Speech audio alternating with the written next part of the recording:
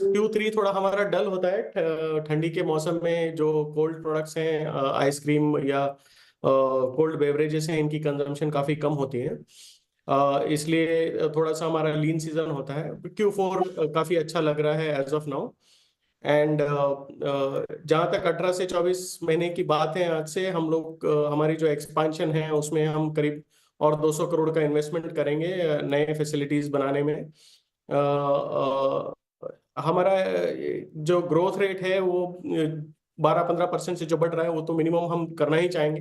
But हमारी plan ये है कि हम कुछ नए इनिशिएटिव्स और नए कैपेसिटीज के साथ उससे भी बेटर कर पाए। जी sir. Sir next Kolkata phase 1 जो है कंस्ट्रक्शन इज़ अंडर वे, तो यहाँ से स्ट्रीम लाइन होते हुए कब तक दिखेगा और रेवेन्यू कंट्रीब्यूशन यहाँ से कितना एडिशन देखेंगे इससे, स्पेशली कोलकाता फेज़ 1 से? देखिए, कलकत्ता फेज 1 अभी अंडर कंस्ट्रक्शन है। जुलाई अगस्त तक वो रेडी हो जाएगा और इमिडिएटली उसकी रिवेन्यू जनरेशन शुरू हो जाएगी। सिमिलरली लखनऊ जो है वो बिल्ड टू सूट फैसिलिटी है, वो भी अंडर कंस्ट्रक्शन है। वो भी जुलाई अगस्त तक रेडी होगी। गुवाहाटी हमने पिछले महीने शुरू की थी, वो अब फंक्शनल हो चुकी है। टिपिकली एक फैसिलिटी जब शुरू होती है तो उसको 3 से 6 महीने लगते हैं एक रीजनेबल यूटिलाइजेशन में आने के लिए। सो एक रीजनेबल यूटिलाइजेशन में आएगी तो कलकत्ता की जो फैसिलिटी है वो करीब 10 करोड़ पर एनम की रिवेन्यू जनरेशन की कैपेसिटी रखती है। सो इस तरह से इनकी कंट्रीब्यूशन आएगी। साथ ही सुनिए सर, ई कॉमर्स सेगमेंट की अगर बात करें तो यहाँ से इस 4% ऑफ योर सेल्स और एक ही जो है लार्ज कस्टमर अमेजोन, यहाँ से हम देख रहे हैं, तो कुछ टारगेट है for customer addition, more customer growth? देखिए, एज ऑफ नाउ जो हम अमेजोन के साथ काम कर रहे हैं तो हमने ज़्यादा कॉम्पिटिशन्स को एक्सप्लोर किया नहीं है। ये बिजनेस मॉडल अभी भी एक पायलटिंग मोड पे है अमेजोन की तरफ से भी। सो जब वो एक सक्सेसफुल मॉडल बन के आएगा तभी हम उसको रेप्लिकेट कर पाएंगे। जी सर। आगे सर जानना चाहेंगे कंपनी के गोइंग फॉरवर्ड कुछ एक्विजिशंस को लेकर प्लान्स बनते दिख रहे, कुछ शेयर करना चाहेंगे डिटेल्स आप?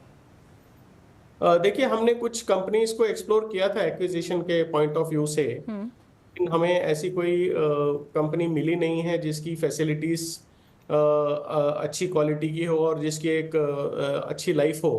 हम जब एक फैसिलिटी बनाते हैं, जिस डिज़ाइन से और जिस स्पेसिफिकेशन से बनाते हैं, हम ये एक्सपेक्ट करते हैं कि कम से कम 20 से 25 साल चलें।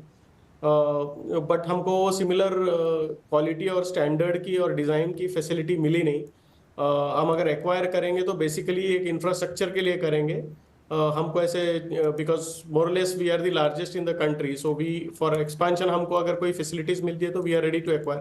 बट हमको अभी तक मिली नहीं है, या ये कहें कि राइट वैल्यूएशन में मिली नहीं है, तो हमने अभी तक उसमें सोचा नहीं है। बट हम ओपन हैं, हम एक्सप्लोर करते रहेंगे। जहाँ भी कोई अपॉर्चुनिटी मिली we will definitely grab that. जी सर। और लास्टली सर जानना चाहेंगे कंपनी के ग्रोथ को लेकर क्या गोल्स, क्या टारगेट है, और specially revenue is nearing 500 crore तो ये साल के लिए, तो इसके ऊपर क्या कहेंगे आप? देखिए, हम काफ़ी एग्रेसिव प्लान्स रख रहे हैं सारे हमारे वर्टिकल्स में।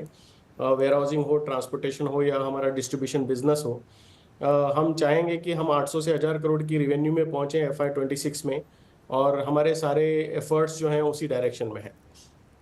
जी तो सुनील सर, काफ़ी डिटेल्स आपने आज हमारे साथ शेयर की। थैंक यू जुड़ने के लिए and best wishes for coming quarters. Thank you so much. તો સોમિલ લોજિસ્ટિક્સના મેનેજમેન્ટ સાથે આપણે આ પરિણામ અંતર્ગત ચર્ચા કરી રહ્યા હતા. કાઉન્ટર અત્યારે લગભગ 3.5% વધારેની મજબૂતી સાથે આપણને ટ્રેડ થતું દેખાઈ રહ્યું છે. જગદીશજી, કોઈ વ્યૂ રહેશે આના પર, કાઉન્ટર પર કોઈ ફંડામેન્ટલ્સ આપના? આમ તમે ગણો તો કંપની